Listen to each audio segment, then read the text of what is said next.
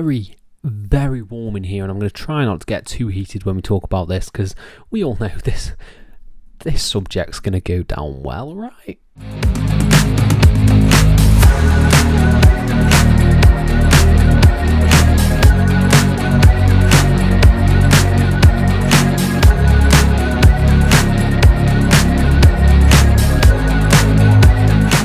Hello and welcome to FTTR, I'm Hugh McQuaid, and today we need to talk about the AEW ratings. The sky is falling, it is doom and gloom for AEW.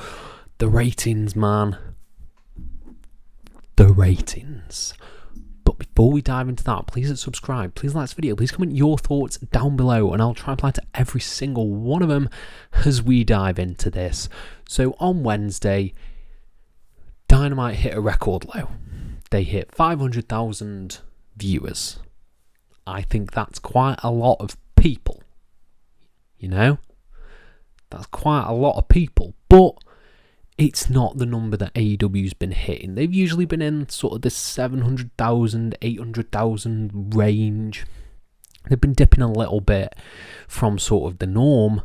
And yeah, this has seemingly brought out a lot of doom and gloom and hate to AEW. Now, the purpose of this video is half social experiment to see how many views I get with a negative title and negative video, and half to just say, why do we care? Now let's dive into this. Like, why do we care about professional wrestling ratings? Because I think, like you watching, you're probably a fan of other things. You're probably a fan of music. You're probably a fan of films, TV, sports, all this other stuff.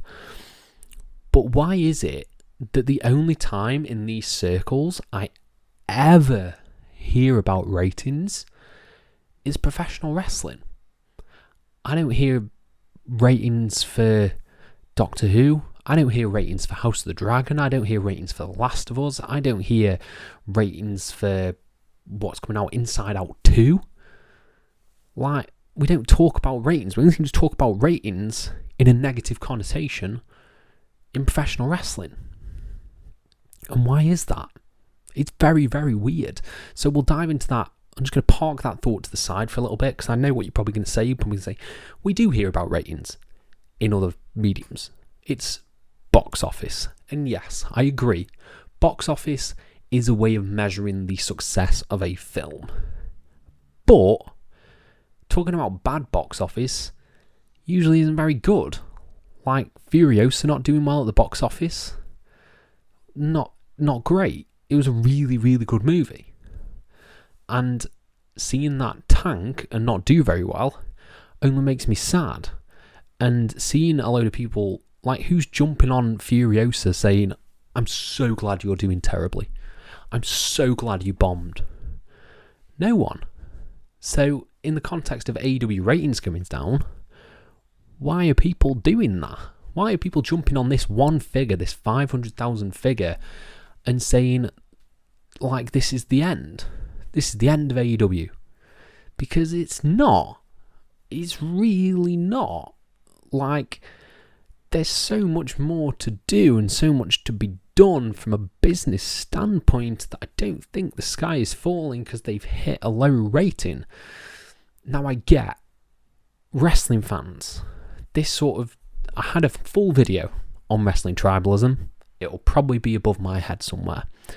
But we come from the Monday Night Wars, which is, in hindsight, the Monday Night Wars, as influential as it was for wrestling, in this day and age, I'm kind of growing to hate, because a lot of the people associated with it are really putting their foot in the mouth, and the discourse that's come from it, especially in terms of ratings, is not an enjoyable one. Because if you had the internet and social media back in the Monday Night War days, holy Christ, that would have been bad.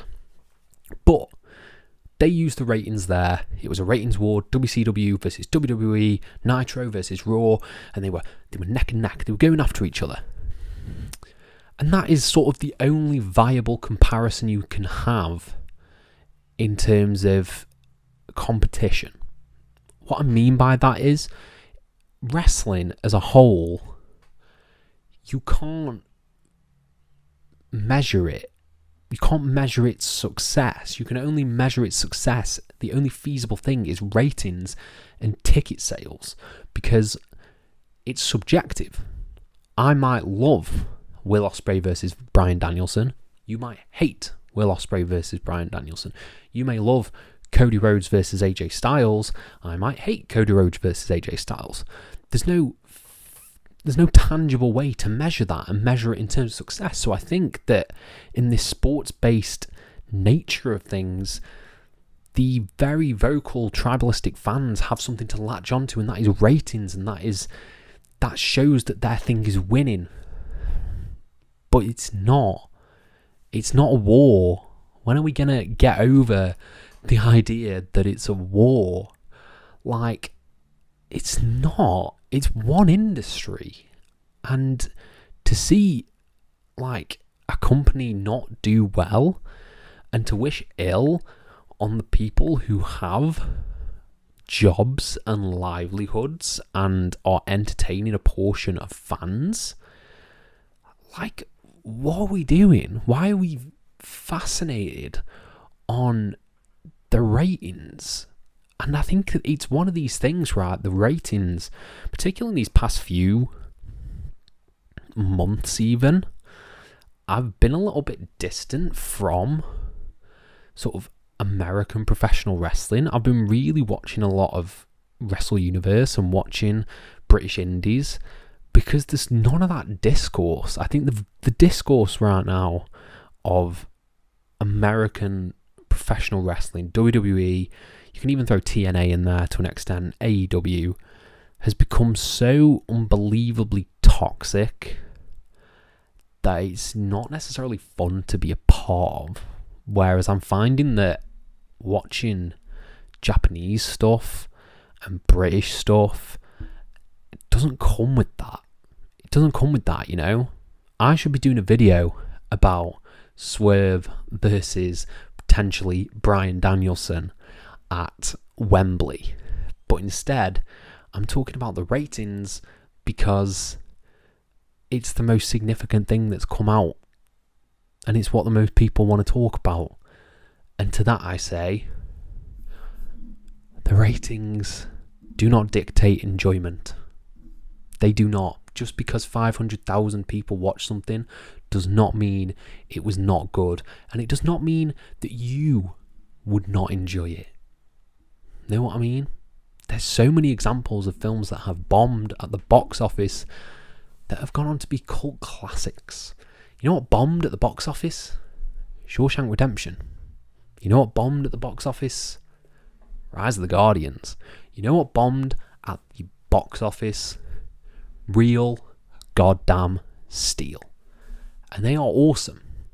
So I think we need to get away from this tangible metric and let the business people deal with that. Let's let the executives and Tony Khan and everyone deal with that.